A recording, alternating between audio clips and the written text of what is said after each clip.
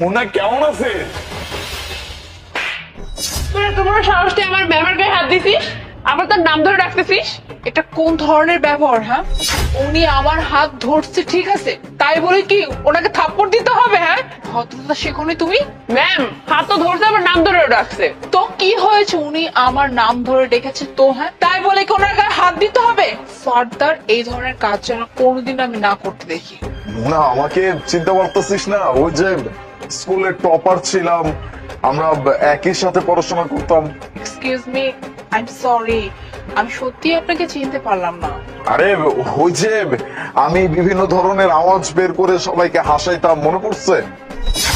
এখনো চিনতে পারতেছিস না? ওই যে একটা গানে ফানি ওয়েতে নাচানাচি করতাম না, ও বন্ধু লাল গোলাপি, ও বন্ধু লাল গোলাপ, মনে পড়ছে? না তো। ওই যে 1 সেকেন্ড, আমাদের স্কুলের বাইরে একটা ঝালমুড়িওয়ালা ছিল, এই যে এইভাবে ডাকতো, এই ঝালমুড়ি। মনে হচ্ছে তুই তোর মাকে বলতি যে মা আমি এখান থেকে ঝালমুড়ি খাবো। ও হ্যাঁ, এখন মনে পড়েছে।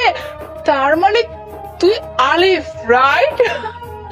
কতদিন পর তোর সাথে দেখা।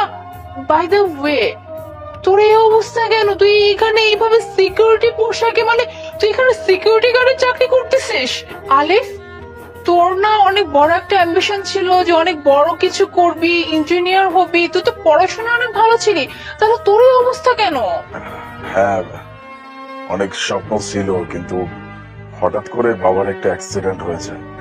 তারপর থেকে বাবার চিকিৎসার খরচ চালানোর জন্য নিজেরই পরিশ্রম করা শুরু করে দিতে হয়, কারণ একমাত্র উপার্জনক্ষম মানুষ তো আমার বাবাই ছিল।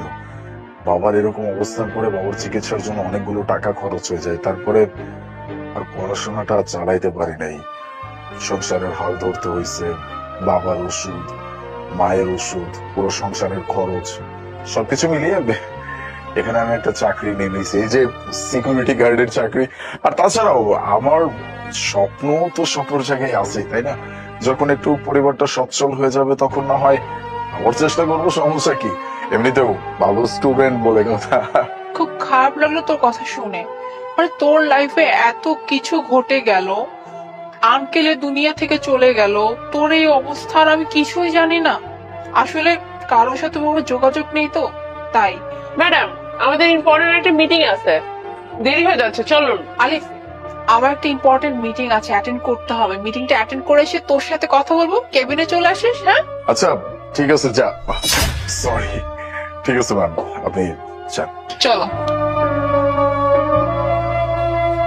ম্যাডাম, আপনার বন্ধু তো একজন সিকিউরিটি গার্ড, আর এটা যদি অফিসের কেউ জানে তাহলে তো আপনার মান সম্মান থাকবে না। কথা তুমি ঠিকই বলেছো। আমার বন্ধু একজন সিকিউরিটি গার্ড, এইটা যদি অফিসে কেউ জানে তাহলে তো আমার মান সম্মান নষ্ট হয়ে যাবে, তাই না? হ্যাঁ, ও যদি সবাইকে বলে দেয় যে আপনার বন্ধু, তাহলে বুঝতে পারতেছেন ম্যাম কি হবে। আচ্ছা, আমাকে একটা আইডিয়া দাও তো, কি করতে পারি, মানে কি করলে আমার জন্য ভালো হয়? ম্যাডাম, আপনি একটা কাজ করেন, আপনি ওকে চাকরি থেকে বের করে দেন, তাহলে আপনার সমস্যার সমাধান হয়ে যাবে। আচ্ছা, তার মানে তুমি বলতে চাচ্ছ যে ওকে আমি ওর চাকরি থেকে বের করে দিই, তাহলে কেউ জানলো না যে ও আমার বন্ধু, আর আমার মান সম্মান নষ্ট হলো না। Good idea. সত্যি তুমি আসলে অনেক ইন্টেলিজেন্ট। আচ্ছা ঠিক আছে, চলো আগে মিটিংটা শেষ করে আসি, তারপরে কেবিনে বসে কথা বলা যাবে। আচ্ছা চলো। ম্যাডাম আমারে ডাকছেন? হ্যাঁ, তোমাকে আমি ডেকেছি। আচ্ছা শোনো, তোমাকে একটা কথা বলি। তুমি আমার ক্লাসমেট, কিন্তু তুমি আমার কোম্পানিতে সিকিউরিটি গার্ডে জব করতেছো, আর আমি কোম্পানির ওনার। এখন তুমি আমার ফ্রেন্ড হয়ে তুমি এই কোম্পানির সিকিউরিটি গার্ডে যদি জব করো, তাহলে এটা তো আমার রেপুটেশনে একটা কেমন হয়ে যায় না? মানে মানুষজন তো ছি করবে যে ছি, ম্যাডামের বন্ধু একজন সামান্য সিকিউরিটি গার্ড, এটা তো আসলে মানা যায় না।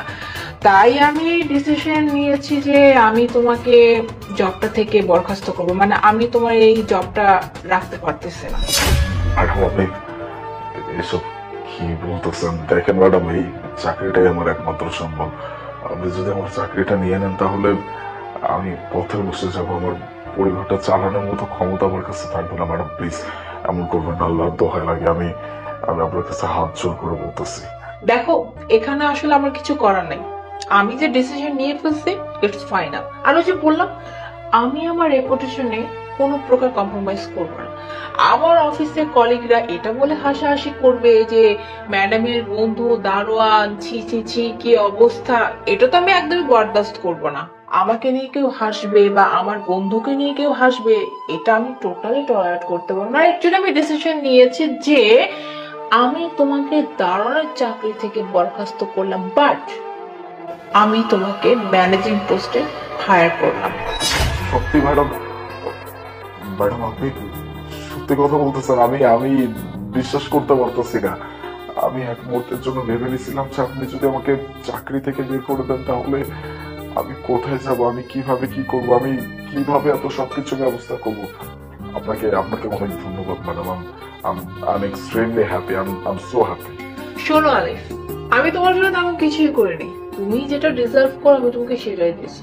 তুমি অনেক ট্যালেন্টেড একজন পার্সন, অনেক হায়ার এডুকেটেড নিয়েছো, বার তুমি সময়ের অভাবে বা তোমার পরিস্থিতির শিকার হয়ে তুমি এই চাকরিটা করছো।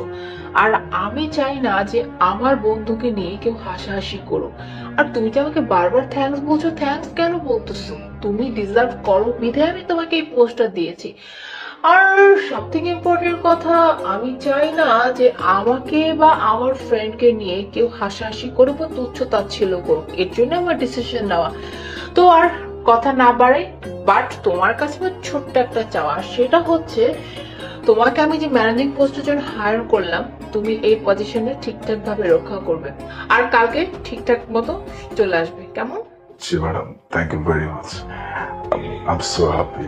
আমি আপনাকে কি বলে ধন্যবাদ দিব, আমি বলে বোঝাইতে পারবো না, বা আমার কাছে সেই ভাষাটা নাই। আমি আপনার কাছে আজীবন কৃতজ্ঞ থাকবো। Thank you.